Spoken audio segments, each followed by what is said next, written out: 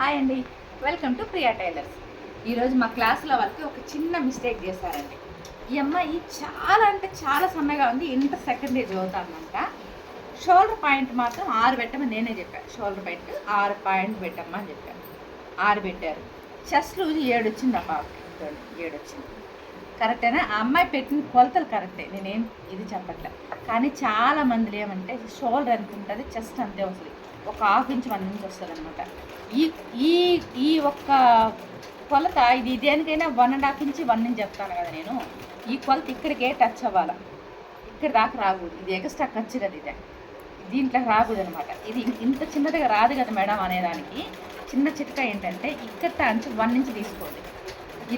ఇలాగా ఎవరో ఒక స్కేల్ తీసుకోరా పుష్ప, ఎవరో 1 or 2 నెంబర్స్ మాత్రమే అలాగ వస్తుందన్నమాట.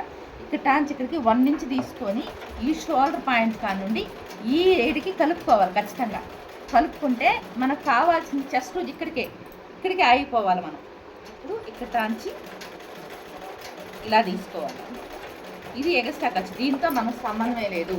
నీకు రౌండ్ రాలేదని దీంట్లో కలిపేసావు నువ్వు.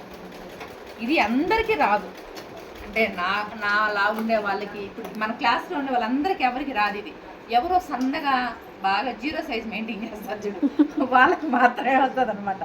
0 సైజ్ మెయింటైన్ చేసే వాళ్ళకి నిజంగా చెప్పాలంటే జాకెట్లు కుట్టాలన్నా, డ్రెస్సులు కుట్టాలన్నా బాగా హెడ్ఎక్ వస్తుంది. లావు ఉండే వాళ్ళకి కుట్టచ్చు, కాకపోతే లావు ఉండే వాళ్ళకి గుడ్డ సరిపోదు. అదే ఒక చిన్న డ్రాబ్యాక్. ఓకేమ్మా, బాయ్.